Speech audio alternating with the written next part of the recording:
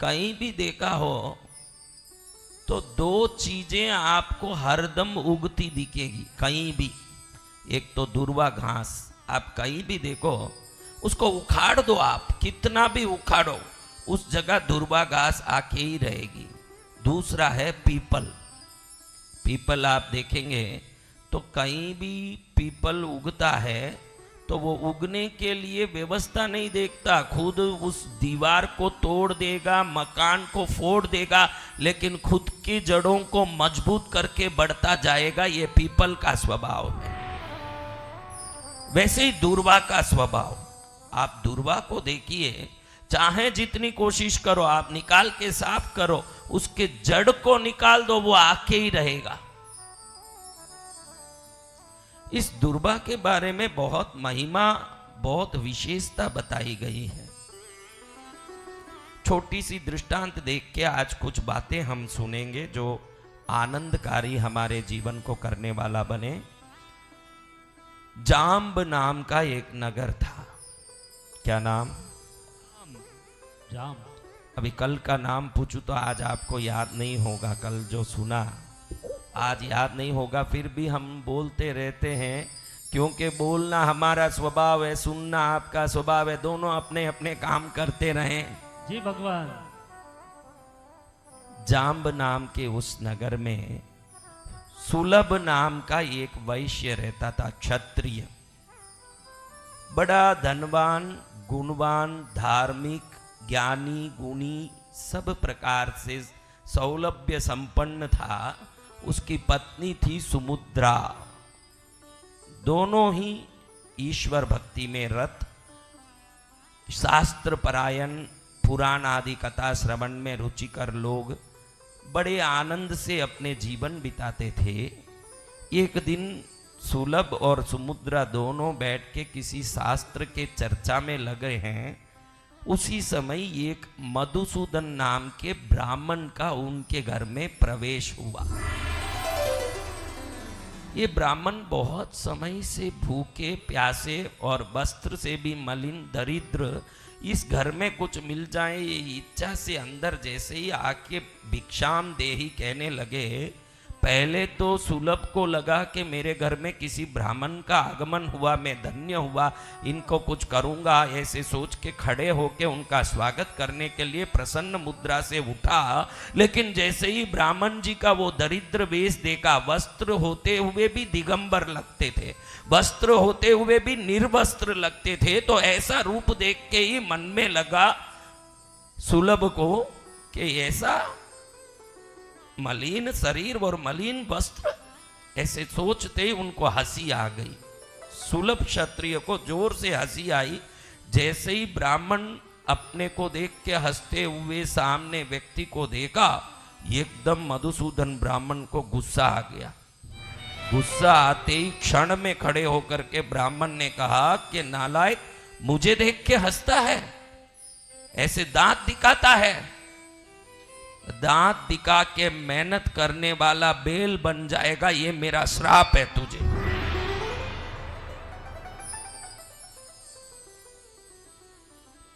जैसे ही इसने श्राप दिया, श्राप को सुनते ही पति पारायणा सती सुमुद्रा के मन में एकदम गुस्सा आ गया कि अचानक घुसा और कुछ मांगने घुसा हुआ ये व्यक्ति मेरे पति को बेल बनने का श्राप दिया। तो तुरंत वो खड़ी होके जोर से चिल्लाने लगी कि अगर मेरे पति को तूने श्राप दिया और मैं पति पारायणा सती औरत हूं तो तू भी गद्दा बन जाएगा, बार ढोने वाला, ये मेरा तुझे श्राप है। पति को क्या श्राप मिला बताइए? ब्राह्मण को क्या श्राप मिला? अब ब्राह्मण ने सुना कि मुझे गधा बनने का श्राप दिया, उसी समय उसको गुस्सा आ गया कि भाई मुझे गधा बनने का श्राप दे रही है, मुझे गधा बनने का श्राप देने वाली, मूत्र पीने वाली, विष्ठा खाने वाली चंडालन बन जाएगी तू, मेरा ये श्राप है।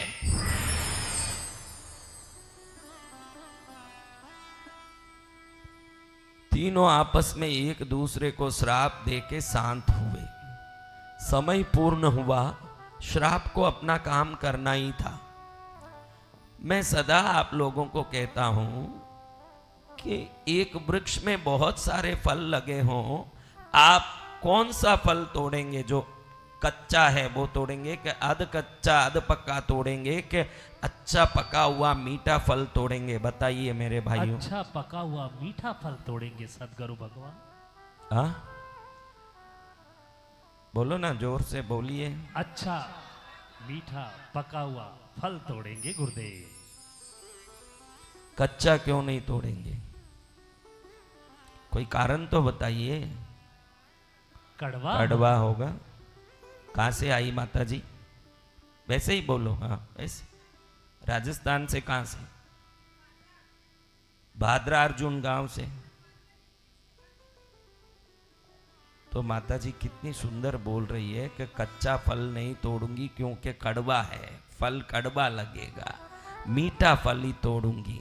आप सबको प्रणाम करके बोलना चाहता हूं महाराज कि अगर कड़वा फल खाने में रुचि नहीं है, मीठा ही खाते हो, तो कड़वा शब्द भी दुनिया को दुख देता होगा, वो भी बोलना बंद कर दो। मीठा ही बोलना शुरू करो जीवन में। मीठा ही बोलो। जब कड़वे चीज पसंद नहीं है तो किसी को कड़वाहट कैसे लगती होगी ये सोच के बोला करो। दूसरों को कड़वाहट कैसे लगती होगी, बोलो ऐसे कि सुनने वालों को खुशी आती हो। बोलो ऐसे कि सुनने वाले प्रसन्न हो जाएं, क्योंकि जैसे वृक्षों में फल है, संसार में शब्द है। देखो कड़वे शब्द भी है कि नहीं? भगवान। आधे कड़वे आधे मीठे हैं कि नहीं? जी भगवान। पूरे मीठे शब्द है कि नहीं? हाँ। आप लोग कहते हो कि मीठे मीठे फल ही खाएंगे। आज आप ये वचन ले लो मेरे से कि मीठे मीठे शब्द ही बोलेंगे, फिर आपके जीवन में कभी कोई कर्म बंधन ही नहीं होगा। जो भी होता है शब्दों से ही होता है। जितने कर्म बंधन होते हैं सब शब्दों से ही होते हैं, बोल चाल से ही दुख बढ़ता है। जय जय गुरुदेव। सत्य। और आज तो जमाना इतना खराब है कि क्षण क्षण में लड़ने वाली दुनिया है। जी भगवान।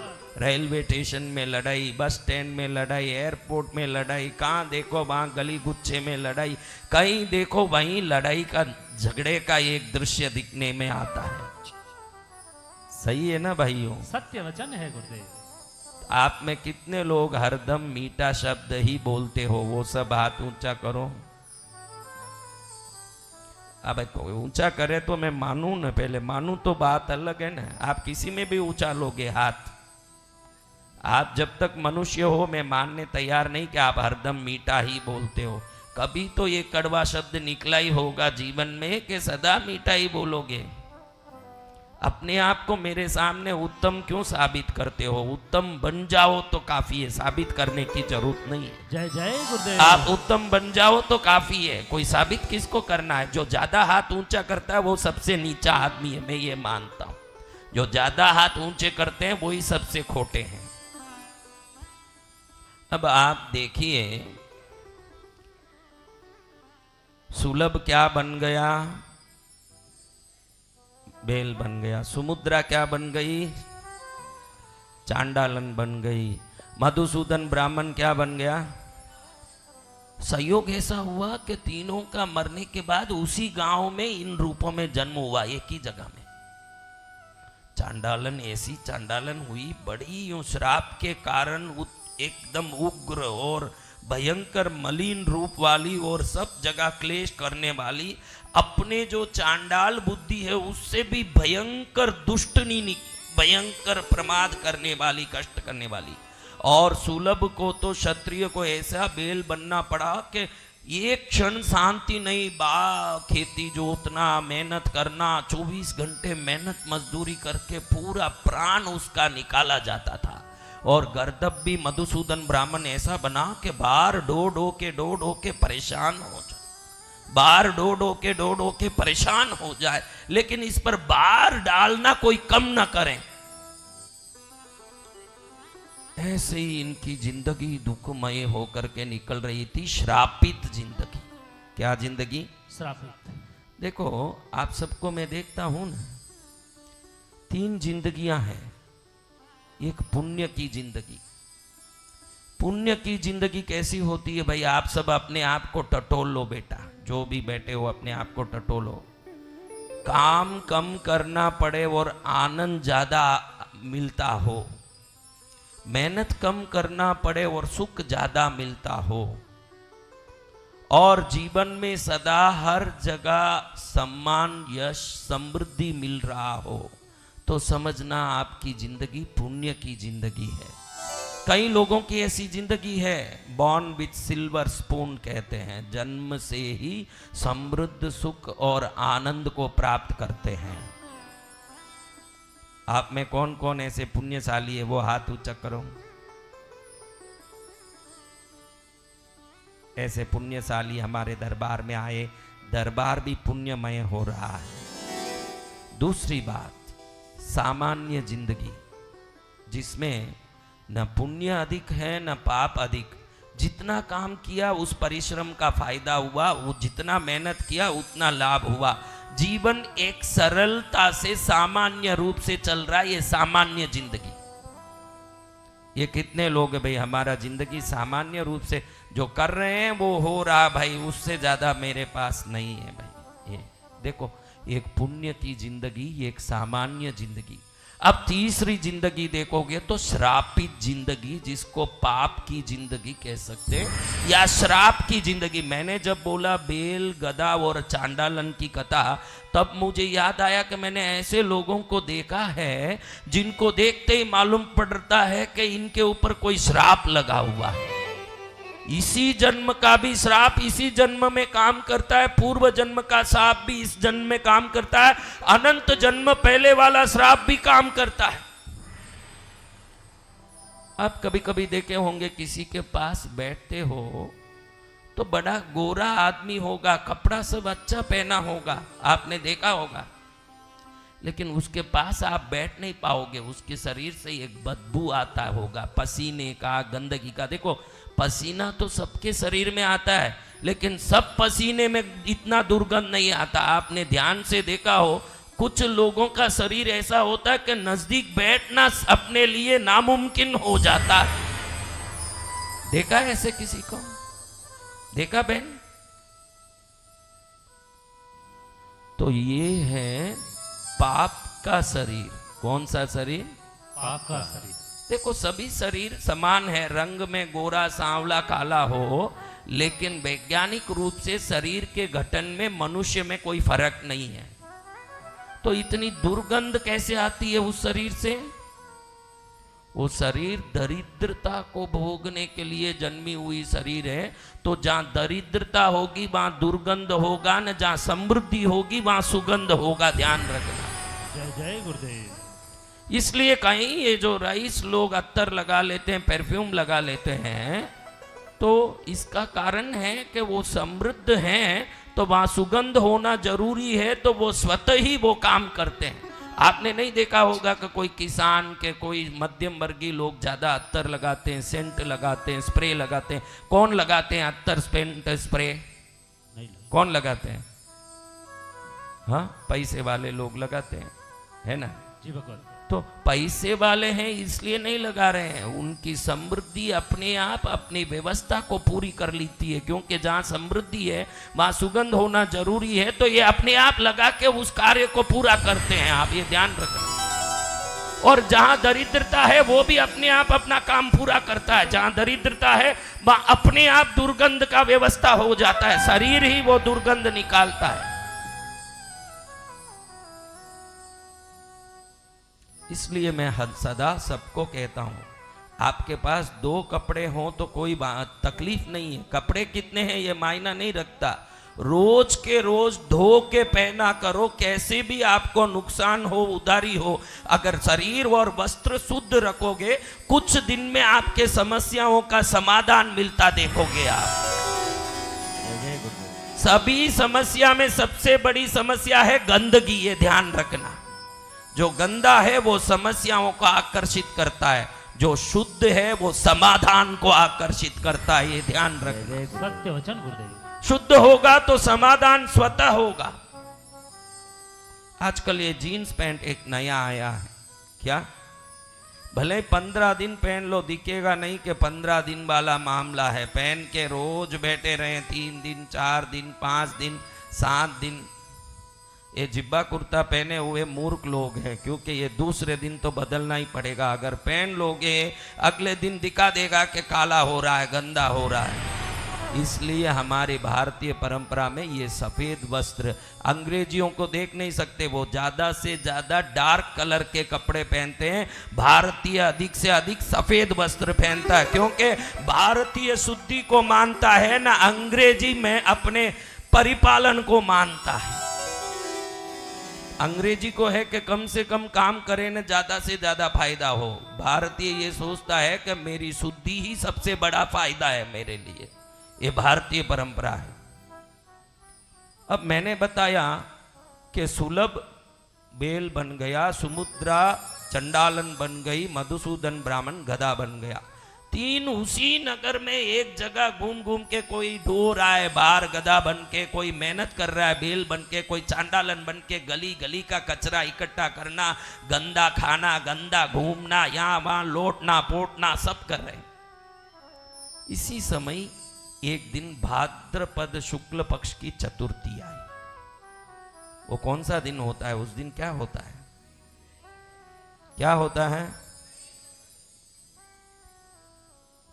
भाद्रपद महीने के शुक्ल पक्ष के चतुर्थी के दिन गणेश चतुर्थी आती है। ये पावन दिन आया। तेरे बिन कौन हमारा, थोड़ा शार्प कम करिए, बेस बढ़ाइए, थोड़ा आवाज खोलिए। आज आवाज अच्छा है। वो भाई जिसने भी आवाज सेट किया उसको धन्यवाद करता हूं, और आप भी बहुत मेहनत करके इसको संभाल रहे हो, आपको भी मेरा आशीर्वाद है। और अब ओ तारन हारे, ओ पालन हारे, तेरे बिन मेरा कोई नहीं। ओ तारन हारे, वो पालन हारे, तेरे बिन मेरा कोई नहीं। ओ तारन हारे, वो पालन हारे, ओ तारन हारे, तेरे बिन मेरा कोई नहीं। वो तारन हारे, ओ पालन हारे, तेरे बिन मेरा कोई नहीं।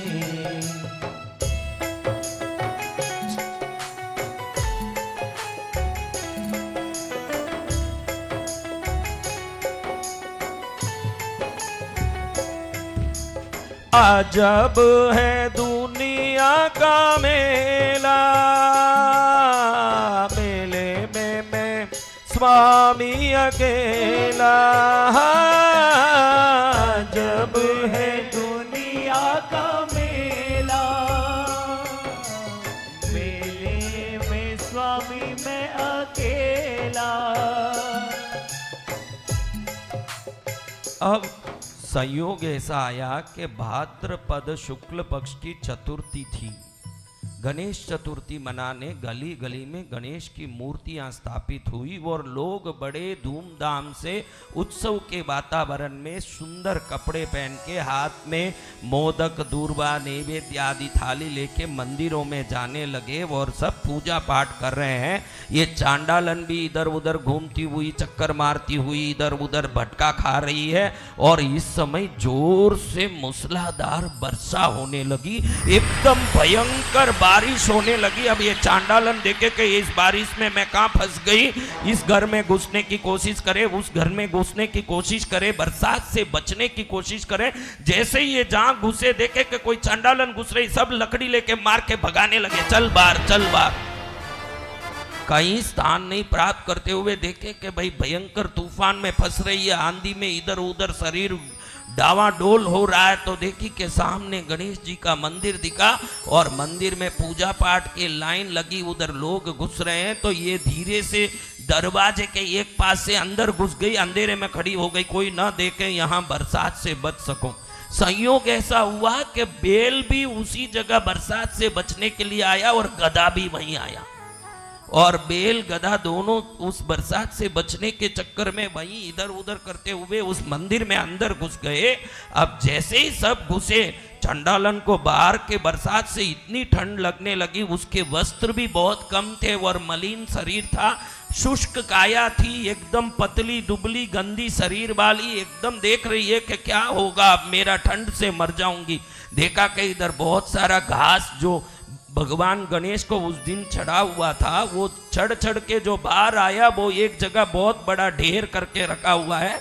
तो इसने सोचा कि ये यहाँ जो दिया जल रहा है, इससे ये घास जला लूं और इससे मैं थोड़ा शरीर सेक लूं। ऐसा सोच के वहाँ जो घास पड़े थे उसको जलाने को बैठ गई, और जैसे ही घास जलाना शुरू करी, बाहर से तूफानी हवा आ रही है और इसकी आग इधर उधर डावाडोल हो रहा है। और इतने में जो घास चढ़ा हुआ था जो पहले, उसको जला के जो तापमान कर रही थी, इसके हाथ से उस घास को जलाने के चक्कर में इसके हाथ से हवा से उड़ के एक दुर्वा का घास गणेश जी के चरण में जाके गिरा। कहाँ गिरा?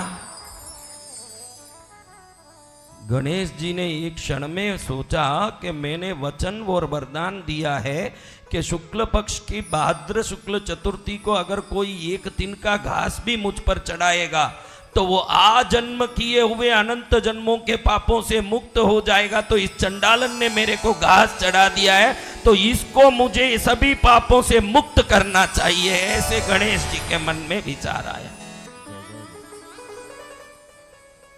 अब देखिए, संयोग से अंदर और दो जीव हैं, श्रापित जीव, एक तो बेल और एक गधा। एक दूसरे वैर करने लगे। पूर्व जन्म में श्रापित दोनों को एक दूसरे को देखते ही वैर आ गया। आपको भी ध्यान देना, कभी किसी अनजाने व्यक्ति को देखते ही मन में गुस्सा आता है क्या? कभी अनजाने व्यक्ति को देखते ही मन में नाराजगी आती है क्या? तो समझना पूर्व जन्म का ही वो वैर हो सकता है, क्योंकि इस जन्म में तो जिसको जानते तक नहीं है उससे नाराजगी और वैर का कारण क्या है? पूर्व जन्म के गधे और बैल हैं हम। कब किसको देख के कब वैर आ जाए राम जाने। अब वो गधे को बैल को देख के वैर आ गया, बैल को गधे को देख के वैर आ गया। गधे ने बैल को जोर से लात मारा और बैल ने गधे को जोर से सींग से मारा। अब आपस से एक दूसरे को मंदिर में मारते देख, वहां बहुत भीड़, अंदर बरसात भी बाहर थी, तो सब भक्तजन अंदर ही खड़े होके स्थिर हो गए और देखे कि मंदिर में गधा और बैल घुस गया और आपस में लड़ रहा है। तो तुरंत दो मारने लगे भक्तगण बैल को और गधे को।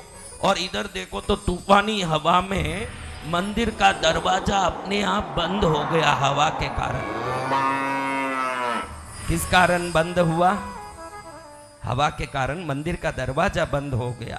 जैसे ही मंदिर का दरवाजा बंद हुआ, इधर लोग मारने लगे। अब बैल देखे बाहर भाग जाऊं, गधा देखे मैं भाग जाऊं। अब दोनों भाग नहीं पा रहे हैं क्योंकि दरवाजा बंद है। तो भागने के चक्कर में प्रदक्षिणा लगा रहे हैं गणेश जी के। अब दो काम एक साथ हो गया। एक तो गणेश जी की प्रदक्षिणा हो रही है गधा और बैल की, इधर उनके पैर से लग के घास के तिनके जा जाके गणेश जी के चरण में गिरने लगे। गणेश जी देखे कि सबने, देवों ने, ऋषियों ने, मुनियों ने, मनुष्यों ने तो मेरी पूजा की, लेकिन ये गधा और बैल भी दुर्वा से मेरी पूजा कर रहे हैं और मेरी प्रदक्षिणा भी कर रहे हैं। ये दोनों तो इधर भागने के चक्कर में देख रहे हैं कि दरवाजा बंद है, इस चक्कर के कारण वो उधर घूम घूम के प्रदक्षिणा लगा रहे हैं। असली में उनका उद्देश्य प्रदक्षिणा करने का नहीं था, लेकिन भाव ऐसा है कि कैसे भी निकल जाऊं बाहर, लेकिन अनजाने में ही क्या हो रहा है? प्रदक्षिणा। और अनजाने में ही दुर्वा से अर्चना भी हो रहा है। पैरों में लग रहे हैं घास, क्योंकि रास्ते भर लोगों के दिए हुए घास पड़े हैं, वो सब घास पैरों में लग रहे हैं। और बैल के और गधे के पैर पड़ के सभी घास उड़ उड़ के गणेश जी के चरण में ही गिर रहे हैं। ध्यान रखिएगा, अनजाने में किया हुआ पाप अगर दुख दे सकता है तो अनजाने में भी करोगे तो भी भक्ति शुभ ही करने वाला है। जय जय जय गुरुदेव। अब गणेश जी ने देखा कि मैंने ही भाद्र शुक्ल चतुर्थी की महिमा बताई है कि भाई इस दिन एक तिनका कोई चढ़ा दें तो उनका मंगल हो जाएगा, तो मैंने ही अगर ये वचन दिया है तो उस वचन का पालन मुझे, अगर तिर्यंच प्राणी है उस पर भी करके दिखाना चाहिए। सत्य वचन। उसी समय गणेश जी ने अपने लोक से अपने समान गणों को विमान में 7 अप्सरा स्त्रियां और सभी वाद्य यंत्रों के साथ भेजा कि तुम विमान लेके जाओ, इस चंडालन को, इस बेल को, गधे को मेरे लोक में ले आओ, मेरे आशीर्वाद से आज से ये मेरे साथ रह के यहाँ स्वर्ग सुख भोग करेंगे, यहाँ आनंद करेंगे। क्या करेंगे? अभी आप ध्यान रख लीजिएगा कि ये गधा बेल अगर कृपा पा लिया तो विमान में बैठ के गणेश लोक में जा सकता है, तो गणेश पुराण सुनने वाले हम सबका तो मंगल निश्चित है, इसमें कोई संदेह मत रखना। जय जय ये गुरुदेव। विश्वास आना है, पहले क्या आना है? विश्वास। हाँ, विश्वास आना है। एक बार शंकर और पार्वती माँ दोनों बात कर रहे हैं। भगवती पार्वती ने पूछा शंकर जी को कि आपने शिव पुराण में बताया है कि गंगा जी सभी पापों का नाश करती है, तो 1000 बार नाके भी व्यक्ति दुखी क्यों हैं प्रभु? आपको भी तो सवाल आता होगा कि अगर गंगा जी सब पापों का नाश करती है तो हम 1000 बार नहाने जाते हैं, आज तक तो हमको उस पाप मुक्ति का कोई भी असर नहीं दिख रहा है। दिख रहा है क्या आपको? तो शंकर जी ने बोला चलो मैं तुमको दिखाता हूं कि आखिर गंगा जी का वो मेरा कहा हुआ वचन लोगों पर काम क्यों नहीं करता, वो मैं दिखाता हूं। शंकर और पार्वती वृद्ध और वृद्धा का रूप धारण करके, बूढ़े बूढ़ी का रूप धारण करके काशी नगर में आ गए। काशी की उस गंगा किनारे जाके दोनों बैठ गए। शंकर जी ने ये खड्डा बनाया अपनी माया शक्ति से, उस खड्डे में खुद ही कूद गए। अब इतने बूढ़ा रूप धारण किए हुए थे कि खड्डे से बाहर नहीं निकल पाए।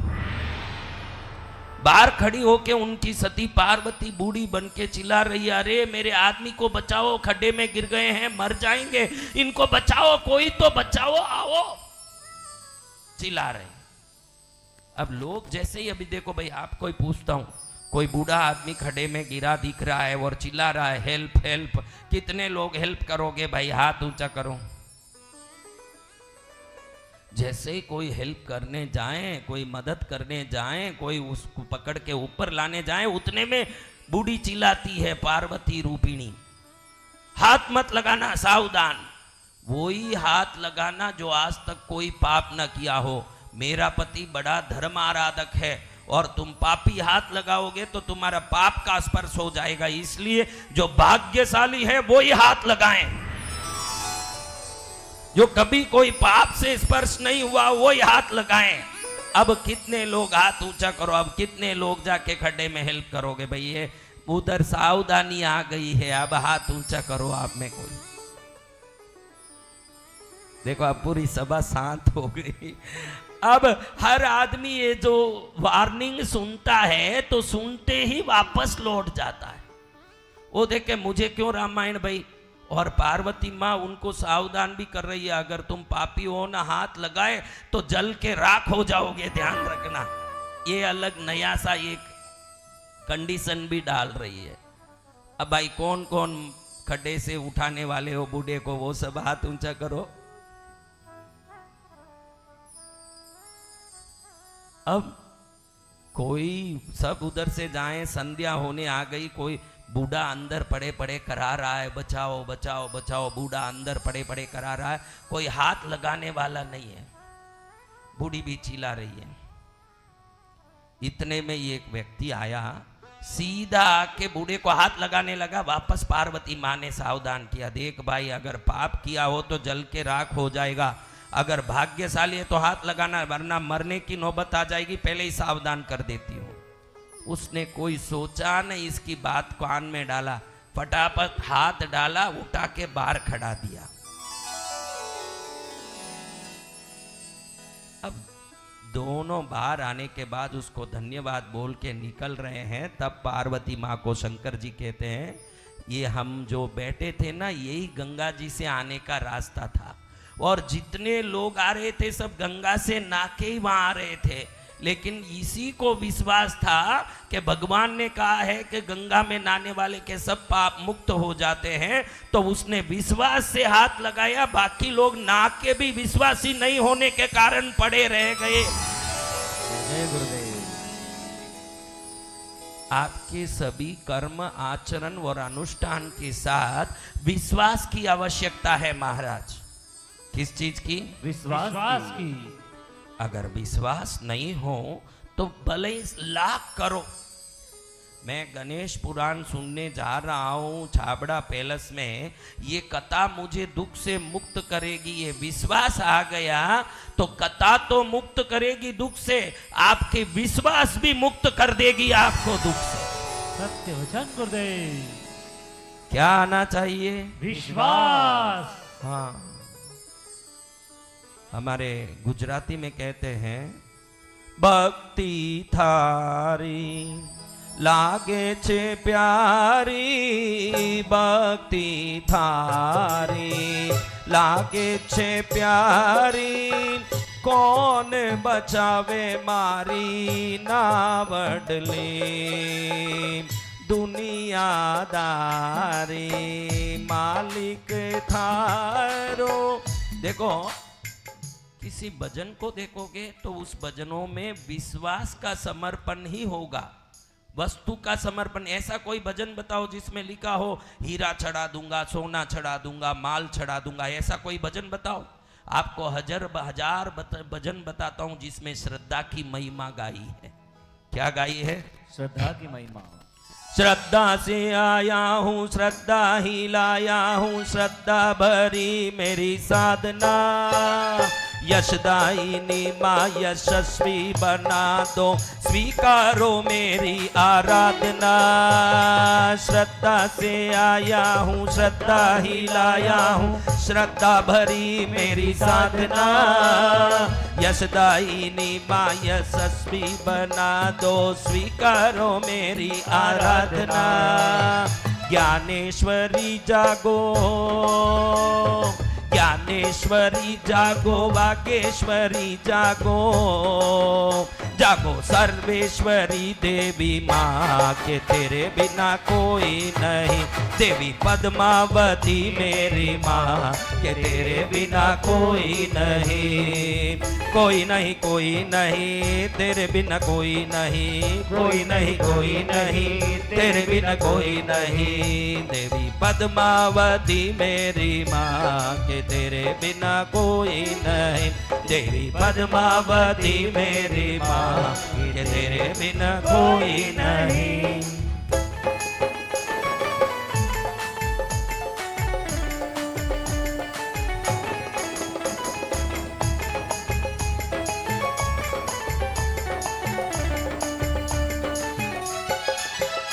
देखो, अब इस भजन में कवि ने हीरा ही लाया हूँ, सोना ही लाया हूँ, धन लेके आया हूँ माता, ऐसे लिखा कि श्रद्धा से आया हूँ, श्रद्धा ही लाया हूँ, श्रद्धा भरी मेरी साधना। क्या लिखा है? क्या लिखा है? कोई नहीं लिखते कि धन माल, क्योंकि वो जितना धन माल इस संसार में आप भोग रहे हो, ये सभी धनमाल उन्हीं का दिया हुआ है। आप ला सकते हो तो क्या ला सकते हो? दो आंसू बचा कर लाया हो, चरणों में तेरे रखने के लिए, दो आंसू बचा कर लाया हो, चरणों में तेरे रखने के लिए, बड़ी दूर से चल कर आया हो, मेरी मैया तेरे दर्शन के लिए, नारंग महल की अभिलाषा,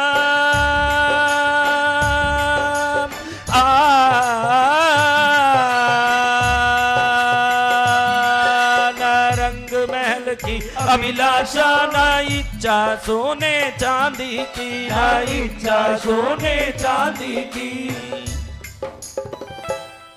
दो फूल गुलाब का लाया हो, दो फूल गुलाब का लाया हूँ,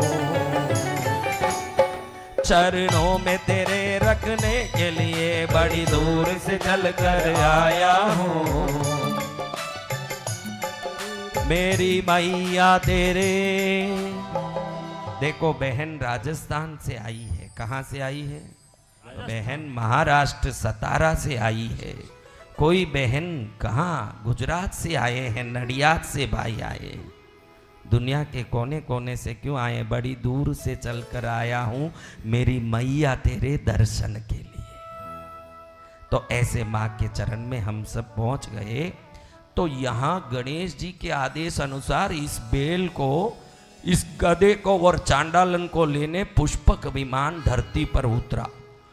मंदिर के बाहर बरसात बंद हो गया देवी माया से, और मंदिर अंदर वाले बाहर देख रहे हैं कि विशाल अन्न पक्षी के पंखों वाला स्वर्ण विमान खड़ा है, जिसमें अप्सरस स्त्रियां वीणा बजा रही है, नृत्य कर रही है, गायन गा रही है।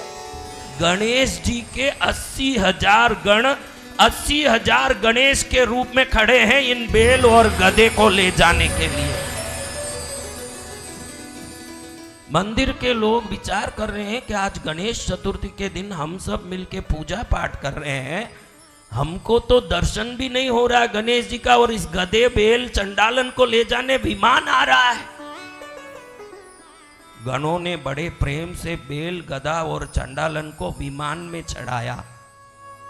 गधे, बेल और चंडालन अपने नसीब को धन्य धन्य बोल के जय गणेश जय गणेश जय गणेश देवा, माता तारी पार्वती पिता महादेवा। जय गणेश जय गणेश जय गणेश देवा, माता तारी पार्वती पिता महादेवा। पान चढ़े फूल चढ़े और चढ़े मेवा, पान चढ़े फूल चढ़े और चढ़े मेवा। लडुवन का भोग लगे संत करे सेवा, लडुवन का भोग लगे संत करे सेवा। जय गणेश जय गणेश जय गणेश देवा, माता जानकी पार्वती पिता महादेवा। जय गणेश जय गणेश देवा, माता तारी पार्वती पिता महादेवा। प्रसन्न होकर के घाट चढ़ रहे हैं। भक्तों को हुई ईर्ष्या। क्या हुई?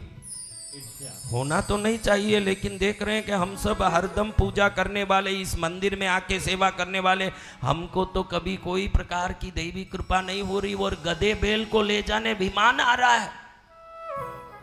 तो इन गणों को रोक करके सभी भक्तों ने प्रणाम करके पूछा कि हम ये जानना चाहते हैं कि किस पुण्य के कारण ये गधा, बेल और चांडालन जीवित ही विमान में गणेश लोक की ओर यात्रा कर रहे हैं। तो उन गणों ने कहा, देखो भक्तों, आपको बता दें कि ये काल में यमधर्म राजा के लोक में बहुत बड़ा उत्सव हुआ।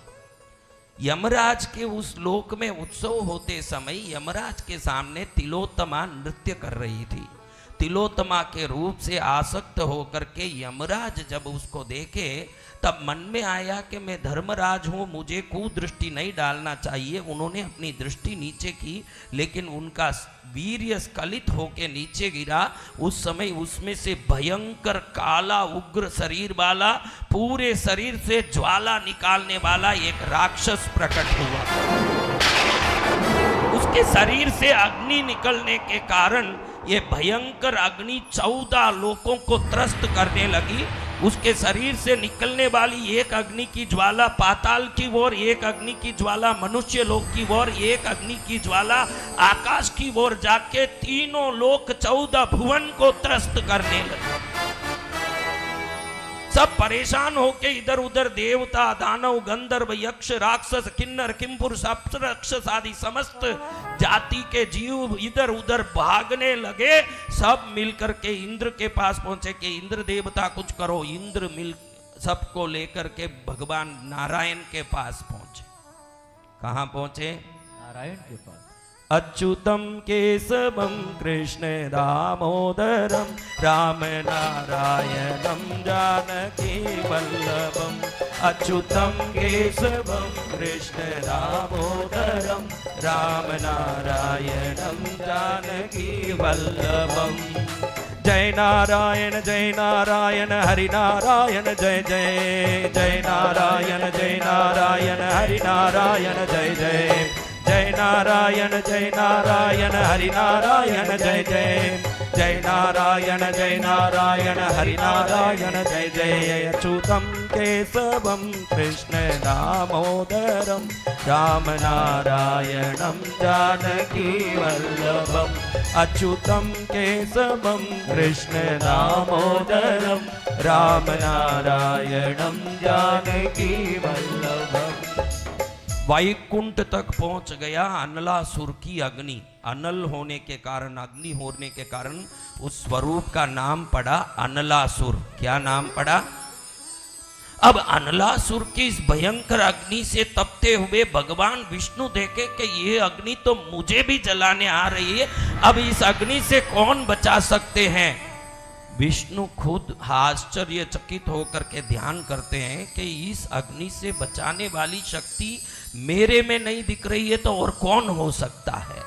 जब वो ध्यान करते हैं तो विष्णु को अपने ध्यान में उत्तर मिलता है कि इस भयंकर शक्ति को हरा के पृथ्वी की रक्षा करने वाली एक ही शक्ति है जो एक दंत दयावंत गणेश जी महाराज ही ये काम कर सकते हैं। जय गुरुदेव।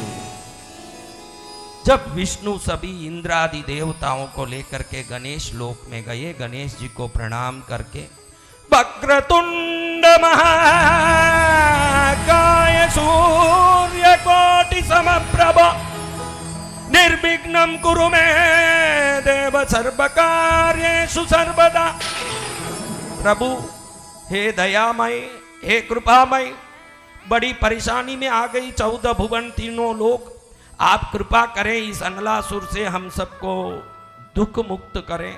बड़े परेशानी हो रही है, पाताल आकाश भूलोक चारों 14 भुवन में सभी प्रकार के जीव अग्नि के ज्वलन से तप्त होकर के जल रहे हैं, आप कृपा करके हमको बचाएं।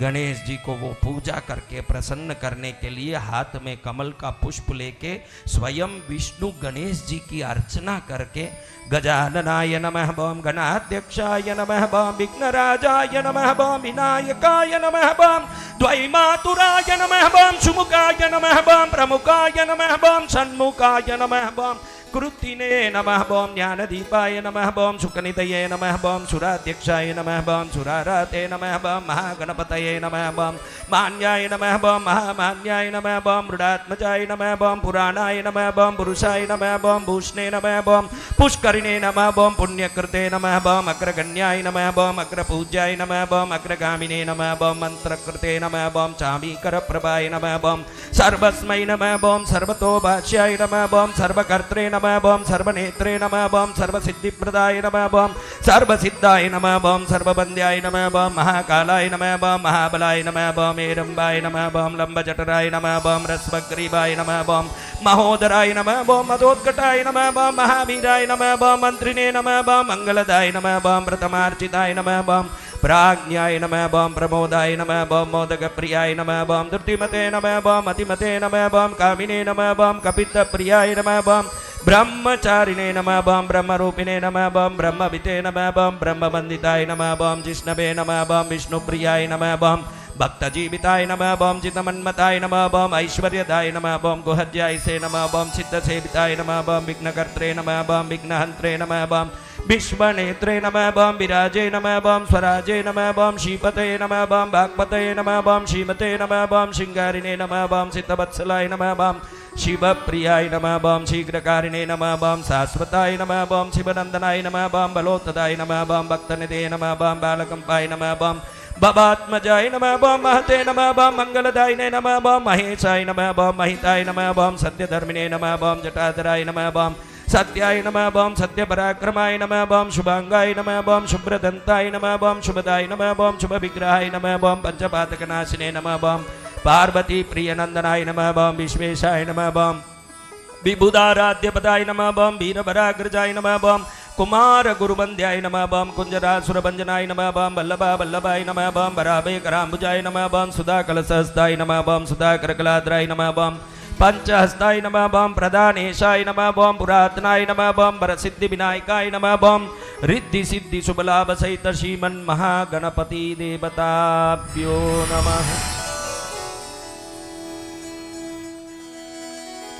भगवान गणेश जी अपने चरण में भगवान विष्णु द्वारा की हुई कमल पुष्प की अर्चना से प्रसन्न होकर पूछते हैं, हे नारायण, इस सृष्टि के पालन के लिए तुमको मैंने सृष्टि किया, शंकर जी को मैंने बनाया संहार के लिए और ब्रह्मा को मैंने बनाया सृष्टि के लिए। अब तुम क्यों मेरे पास आए हो बताओ। गणेश जी के पूछने से नारायण जी कहते हैं कि आपके सिवाय कौन हमारे दुख को मिटा सकते हैं प्रभु। आप अनलासुर को समाप्त करके इस 14 भुवन को जलने से बचाइए। हर जगह अग्नि से प्राणी त्रस्त हो रहे हैं, आप कृपा करें। पूजा से प्रसन्न गणेश जी तथास्तु कह के बाहर निकलते हैं। जैसे ही बाहर निकलते हैं, पर्वत समान विशाल काय अनलासुर सामने आता है। तुरंत उसको बड़ा रूप धारण करके पकड़ के अपने मुंह में डालते हैं। सोचते हैं कि अगर पेट में डाल दूंगा तो मेरे पेट में ही तो 14 लोक और त्रिभुवन है और ये सब जल के भस्म हो जाएगा, तो कंठ में ही रखूं। ऐसे सोच के अनलासुर को निगलने की इच्छा से कंठ में धारण करते हैं। जैसे ही उस अग्नि के पिंड को कंठ में धारण करते हैं, गणेश जी का गला जलने लगता है। सोचते हैं कि अगर बाहर निकालूंगा तो दुनिया खत्म हो जाएगी ना, अंदर डालूंगा तो 14 लोक खत्म हो जाएगी। अब क्या करूं, इसको ऐसे जलने लगते हैं। तो वरुण देवता देखते हैं कि हमने निवेदन किया और गणेश जी ने अनलासुर को लेके अंदर निगला, तो उनको दुख हो रहा है, तो इन पर जल की बरसात करनी चाहिए। वरुण देव अपने जल शक्ति से अनंत कोटि स्वर्ण गड्ढों से जल की वर्षा कर रहे हैं, लेकिन गणेश जी की तो बिल्कुल वो जलन समाप्त नहीं हो रही है। अब ब्रह्मा जी ने सोचा कैसे भी जलन समाप्त करना चाहिए। ब्रह्मा जी ने अपने मानस शक्ति से 2 स्त्रियों को प्रकट किया। दोनों स्त्री को नाम दिया सिद्धि और बुद्धि, और दोनों को कहा जाओ गणेश जी के पास खड़ो, तुम्हारे शरीर की उज्जवलता से गणेश जी को शीतलता मिलेगी और तुम पत्नी बन के गणेश जी की सेवा करना। तुम जहां रहोगी उस व्यक्ति के पास दिमाग में सिद्धि भी रहेगी ना, बुद्धि भी रहेगी, इसलिए तुम्हारा नाम सिद्धि और बुद्धि रहेगा। जाओ गणेश जी को प्रसन्न करो। दोनों सिद्धि बुद्धि गणेश जी के पास खड़ी हुई, लेकिन गणेश जी को इन दोनों पत्नियों को पाके भी बिल्कुल जलन समाप्त हो गया। तो विष्णु जी ने अपना हाथ का कमल देके कहा, गणेश जी ये कमल धारण करिए, ये ठंडे जल के सरोवर से निकला है, इसको पकड़ोगे तो आपको ठंडक महसूस होगा। ये कमल पकड़ने के कारण आज से आपका नाम पद्म पाणी होगा, आपको ठंडक महसूस होगी। गणेश जी ने कमल हाथ में पकड़ा, लेकिन कमल लेने के बाद भी गणेश जी की शरीर की गर्मी बिल्कुल खत्म नहीं हुई। अब स्वयं शंकर प्रकट हुए, 1000 मुख वाले नाग निकाल करके गणेश जी को दिया। कहे कि सर्पों के शरीर का पिछला भाग बर्फ से भी ठंडा होता है, इसको इसीलिए मैं योग साधना करने वाला शंकर अपने गले में धारण करता हूं ताकि मेरी गर्मी थोड़ा ठंडा रहे। तो तुम भी इसको गले में धारण करो गणेश, तुमको भी ठंडक महसूस होगा। लेकिन गणेश जी ने उसको लगाया, बिल्कुल ठंडक महसूस नहीं हुआ, गर्मी ऐसे के ऐसे ही लग रही है। तो गणेश जी ने वो सर्प को लेके अपने कमर में बांध लिया, कमर बंद की तरह। और गणेश जी परेशान हो रहे हैं, हर देवता आके कुछ न कुछ उपचार कर रहे हैं, कुछ नहीं हुआ। गणेश जी का गला ऐसे जलने लगा, बहुत परेशान हो रहे हैं जलने के कारण। अंदर वो अनलासुर सोच रहा है कि देखो मेरे आने से गणेश जी को कितनी परेशानी हो रही है। और इधर देवताओं ने सोचा अब क्या करें। तब 88,000 ऋषि मुनियों को एक विचार आया कि इस संसार की पृथ्वी की जो अंदर की गर्मी को ऊपर नहीं आने से रोकने वाला दूरवा से गणेश जी की इलाज करके देखें। तो 21 दुर्वा को लेके पहले ऋषि ने गणेश जी के सिर पर रखा। जैसे ही 21 दुर्वा रखा, अचानक दुर्वा तो मस्तक पर रखा गया न, कंठ की गर्मी समाप्त हो गई। और जैसे ही गर्मी समाप्त हुई, 88,000 ऋषियों ने भी एक एक करके लाइन से बारी बारी से 21-21 दुर्वा से गणेश जी के मस्तक पर पूजा की। इसको देख के सभी ऋषि मुनि, इंद्र, विष्णु, शंकर, ब्रह्मा आदि देवता भी अपने हाथ से दुर्वा लेके गणेश जी की पूजा किए। गणेश जी ने कहा, जिस दुर्वा से मेरी शरीर की विपत्ति समाप्त हुई, मेरे शरीर में आई हुई आपत्ति समाप्त हुई, इस दुर्वा को कोई अगर नहीं चढ़ाता है तो मेरी पूजा कभी मान्य नहीं होगी और दुर्वा से ही मेरी पूजा मान्य होगी। इसी के साथ ही मेरे सभी कार्य सिद्ध होंगे, इसके बगैर मेरा काम सिद्ध नहीं होगा। और दुर्वा लेके भाद्र शुक्ल चतुर्थी के दिन जो मेरे चरण में एक टुकड़ा चढ़ा देता है, उसकी हर मनोकामना को पूर्ण करने की मैं वचन देता हूँ। ऐसे गणेश जी ने आशीर्वाद। बोलिए गणपति भगवान की, बोलिए सदगुरु भगवान राष्ट्रीय संत श्री वसंत विजय जी महाराजा की। ऐसी दुर्वा की महिमा को वो जो विमान में आए थे ना देवगण, गणेश जी के गण, वो इन भक्तों को समझा के कहते हैं, ऐसी दुर्वा को अज्ञानतावश गधे ने, बेल ने और चांडालन ने आज गणेश जी पर चढ़ाया है।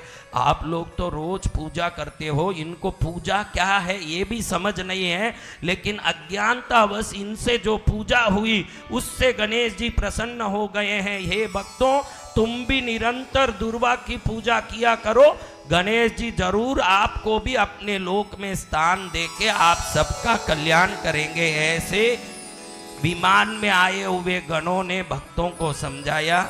इस प्रकार से दुर्वा की महिमा गणेश पुराण में विस्तृत रूप से वर्णित है। जितना वर्णित है उतना सुनेंगे तो अपने लिए कई वर्षों की जरूरत पड़ेगी सुनने के लिए, लेकिन इतना ध्यान रखना, कभी गणेश पूजा करते हो तो पहले पूजा में दुर्वा है या नहीं है पहले ध्यान दे देना, क्योंकि गणेश जी ने कहा है कि बिना दुर्वा मेरी पूजा मान्य नहीं होगी।